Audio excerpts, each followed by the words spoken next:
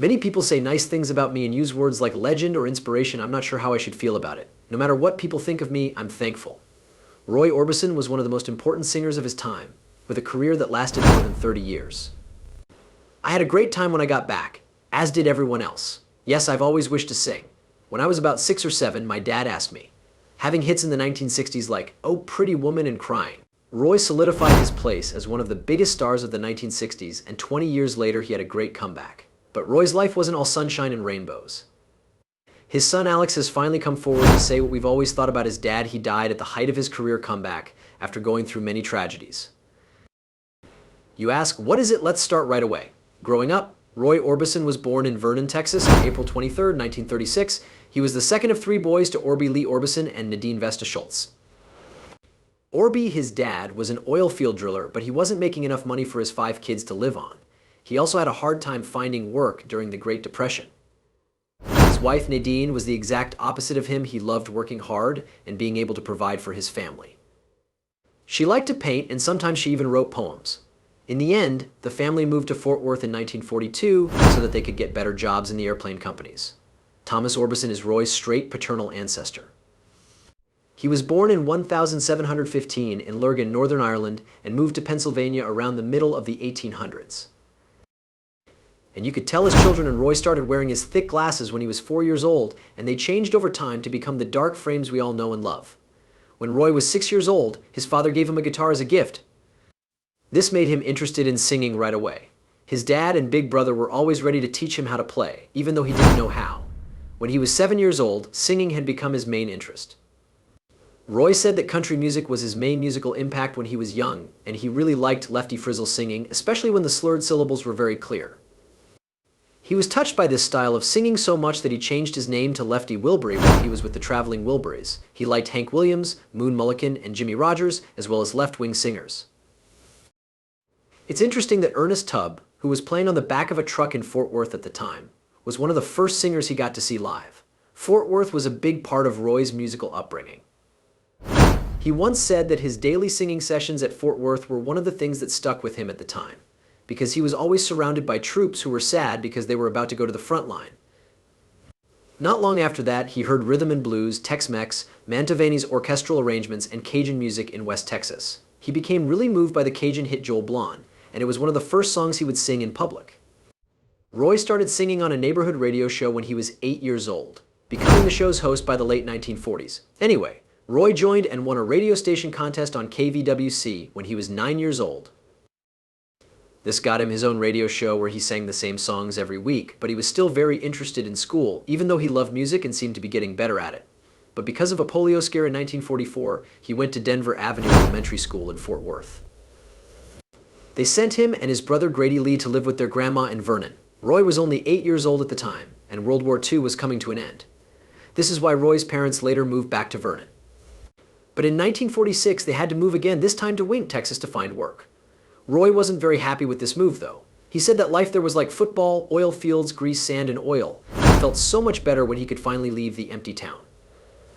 Not caring about how he looked at all when he was younger, but when he hit puberty and started to care more about how other people saw him, Roy chose to dye his almost white hair black. He was self-conscious about how he looked, and the white hair didn't help. He was naturally quiet, kept to himself, and was very kind and helpful. Roy was very quiet.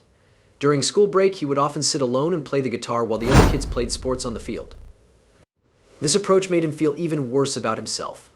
Because he wasn't good at sports, he became very shy and had low self-esteem all the time. But when it was time to sing, Roy got over his shyness and was usually excited to do it. He still said that his voice was memorable, but not exceptional. He was quiet, but he always had great song ideas. It was one of these that led him to start his first band, Wink Westerners. Roy, who was 13 at the time, had the idea to get some friends together and make a band.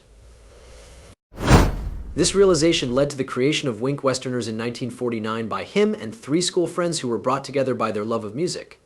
Billy Pat Ellis was supposed to play the drums. Richard West played the piano, Slob Evans played the bass fiddle, and James Morrow played the electric mandolin. They liked standard country music more, and they played a lot of Glenn Miller songs at Houston, Texas honky tonks and on their weekly morning radio show on the Curb.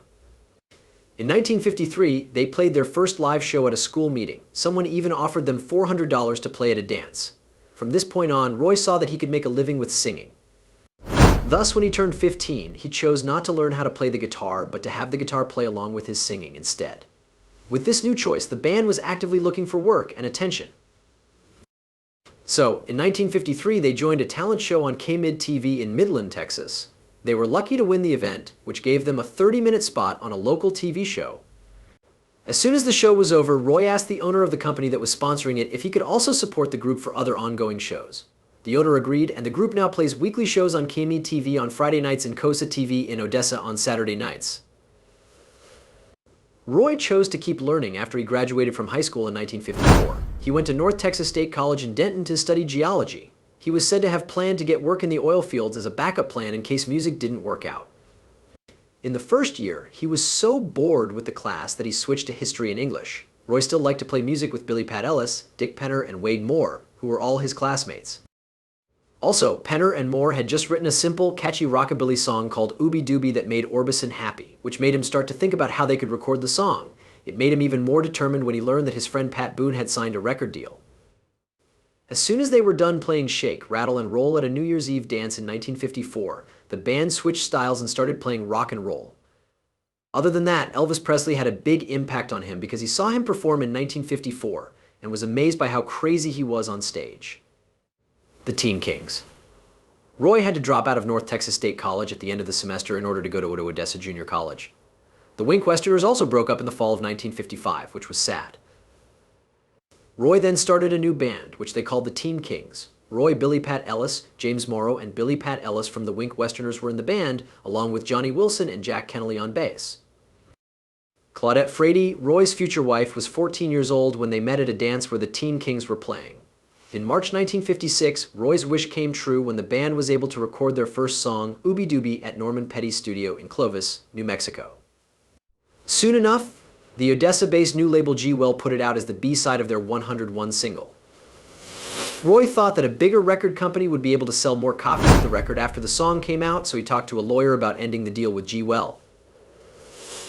They eventually came to an agreement, and the band could now look for a new record label. There was a setback, though Orbison had cut a demo of the song for Columbia Records, but they turned it down because one of their artists, Sid King, had already released a recording of Ooby Dooby before Orbison could offer the tape to another record company.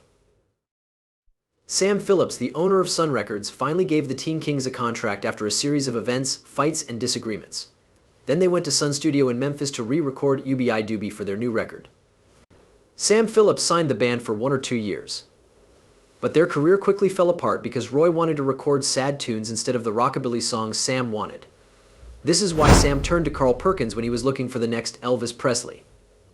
Soon after, Carl was hurt badly in a car accident.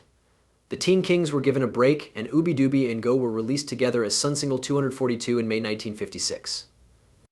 Soon, Sonny James, Johnny Horton, Carl Perkins, and Cash joined the Teen Kings on an experimental tour of drive-in screens in the southern U.S. Roy got a lot of ideas from Elvis Presley, which is why he often acted quickly. He thought they only had one hit record, so they did everything they could to get people to applaud. It sold 200,000 copies and reached number 59 on the Billboard lists in June 1956. That being said, the songs that came after didn't do well on the charts.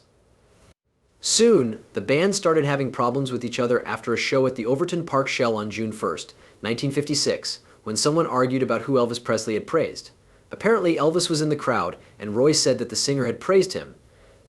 However, another band member said that Elvis had actually praised Jack Kennelly, the bass player for the band.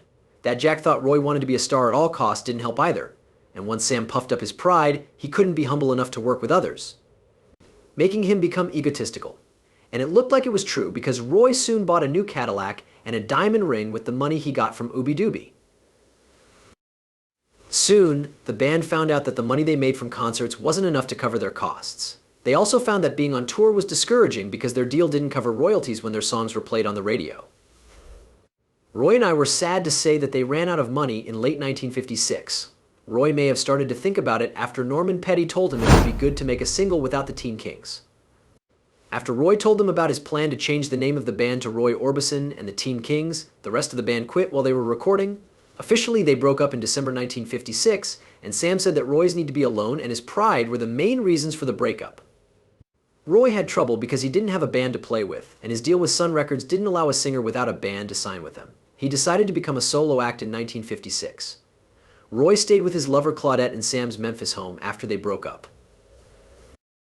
He was now a poor artist who knew he couldn't make it as a music artist.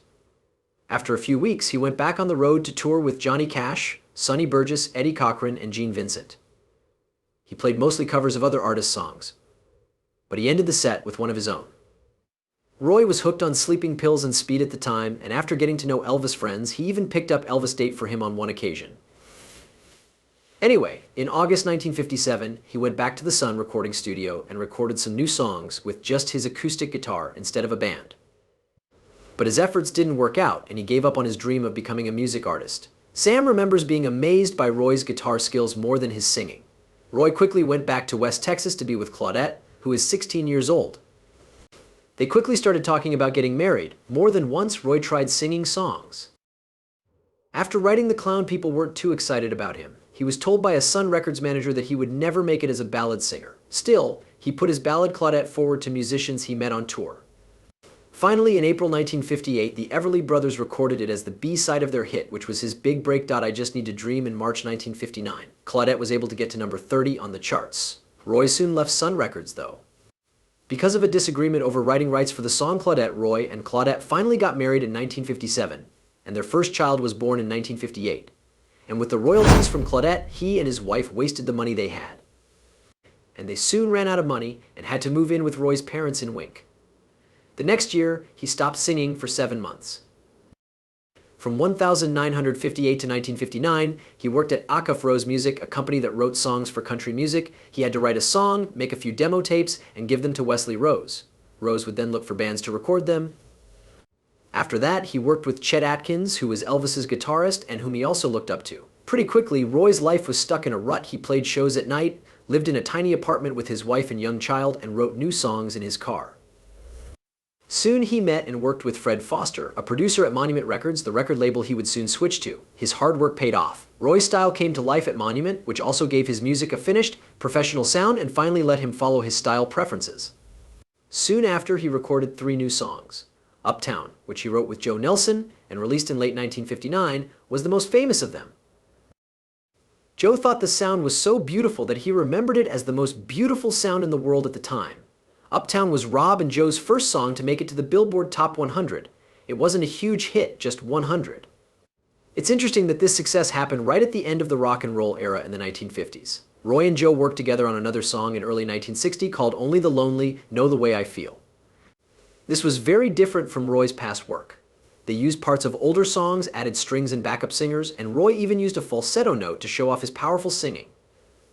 Roy tried to get Elvis Presley to hear the song in Memphis, but he ended up recording it in Nashville using a new mixing method that became his signature sound. Only the Lonely was a huge hit. It went to number 2 on the Billboard Hot 100 and number 1 in the UK and Australia. It made him famous almost overnight. After this success, Roy kept making songs that showed off his singing skills.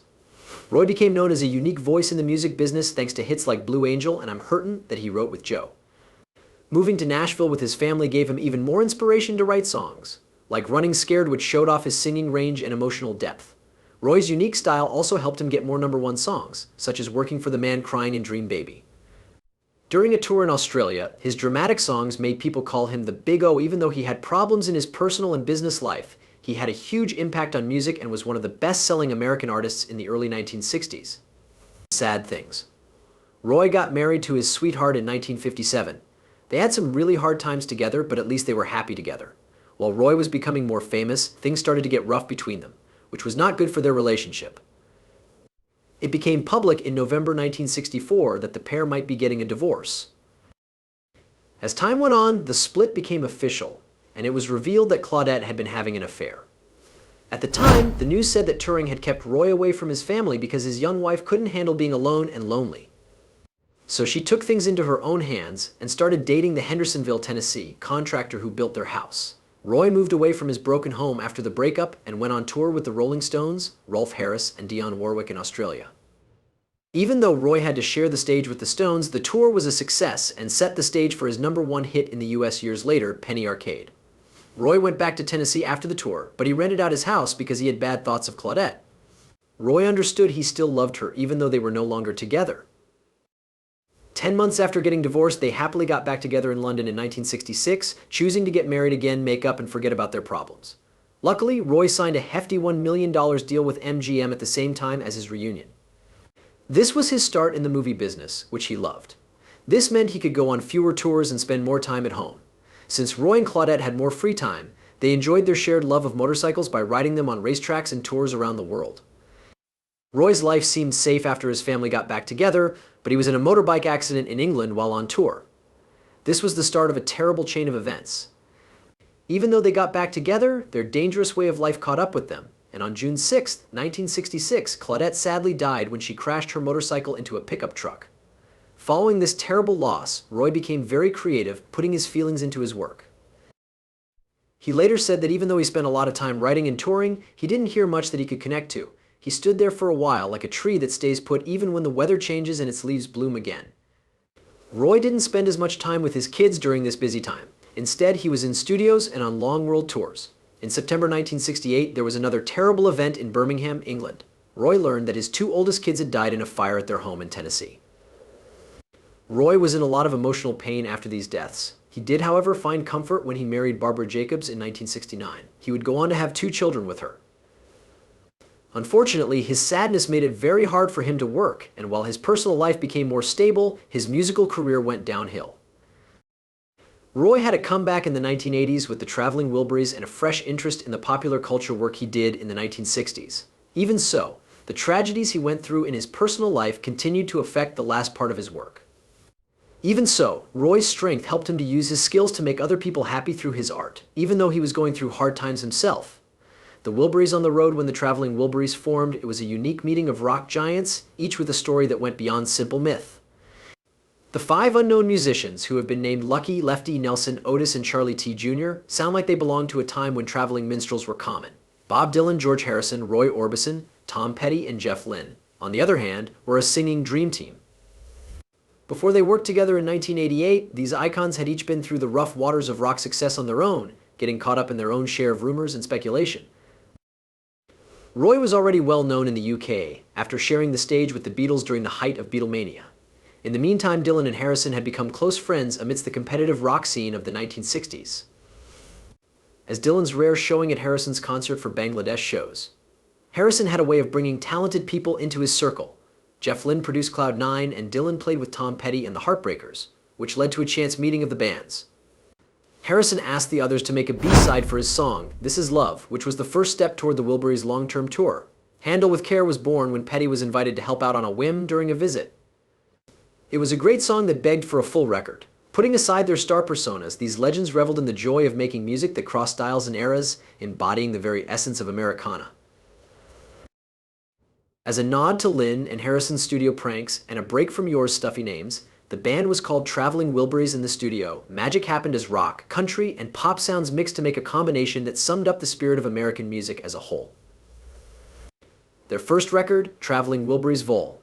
1, came out to great fanfare and critical acclaim, giving Dylan and Petty's careers a new lease on life. The Wilburys became famous after their Grammy-winning record, which showed that they seemed to get along great with each other. Roy's unexpected death in December 1988 was a tragedy for the group and cast a dark shadow over their future plans. Harrison had planned for a run of Wilburys albums and a movie, but the group's flame went out after 1991, though the members continued to work together on solo projects. The 2007 reissue of the Traveling Wilburys collection, which included music videos and a documentary that praised the band's mysterious history, sparked new interest in their work. Roy's death had a big effect on the Wilbury family. People paid respect to him and thought about what might have been. The remaining quartet was saddened by his death and decided not to replace him. Instead, they wanted to keep the magic of their short but powerful work together. People will always remember the Traveling Wilburys for how long they stayed together and how well they worked together musically, which defined an age. Life After Death Roy had the best job of his life in 1988. It was finished in November 1988, and it was called Mystery Girl. His career was on the rise again, and the Traveling Wilburys' first record did well. It was already in the 52-year-old's plans to write a book, and he even hoped Martin Sheen would play him in a biopic. He had been through a lot of hard times and tragedies in the past, so he must be glad that things were going his way this time. Just the chest pains he had told Johnny Cash about were enough to worry about. It was only a little, though. He could still go to Europe to play a show in Antwerp and receive an award. A manager at the Boston club where Roy was singing told him a few days after the show that he was worried that Roy's health might be getting worse, but the singer made sure to finish his set. He even played at the Front Row Theater in Ohio on December 4th. After that, he went back to Hendersonville to relax for a few days before taking a plane to London to film 2 more videos. After 2 days, he flew model airplanes with his kids and then went to his mom's house for dinner. Died of a heart attack when he was 52 years old. Roy had triple bypass surgery and open heart surgery that he had 9 years before he died. This is a common type of heart surgery in adults that helps blood flow to the heart after it has been blocked by coronary heart disease, which happens when fat builds up in the arteries and blocks blood flow. Roy had problems with his weight going up and down after the surgery, which he couldn't control because of his heart condition before he died. His second wife, Barbara, and the 2 kids they had together will miss him. Roy Jr., Alexander, and his youngest son with Claudette Wesley. Barbara died 23 years after her husband died of cervical cancer, leaving their 3 boys without a parent. However, they all love and respect their father the same way, which is why they work hard to keep his memory alive. Alex, whose stage name is Orby, plays the drums, writes, directs, and produces movies. As president of the production company Still Working Music Group and president and co-founder of Roy's Boys, LLC, he is also in charge of his father's and his brother's legacies. On the other hand, Roy Orbison Jr. became a singer and record producer like his father. The sons worked together to make and remaster a track that had never been heard before. It came out to the public in 2014. Hearing their dad's voice again was a very important moment for them. The deluxe version of Mystery Girl has 9 songs by the 1960s star that have never been heard before. By adding guitar and drums to the tracks, the Orbison brothers were able to make their long-held dream of playing on a record with their dad come true. Also on the record was John Carter Cash, who is the son of the famous country singer Johnny Cash. He added to the rock royalty vibe. Alex says that in many ways the whole process brought the brothers closer together. They should be very proud of themselves. In the comments below, tell us how Roy's amazing story has moved you.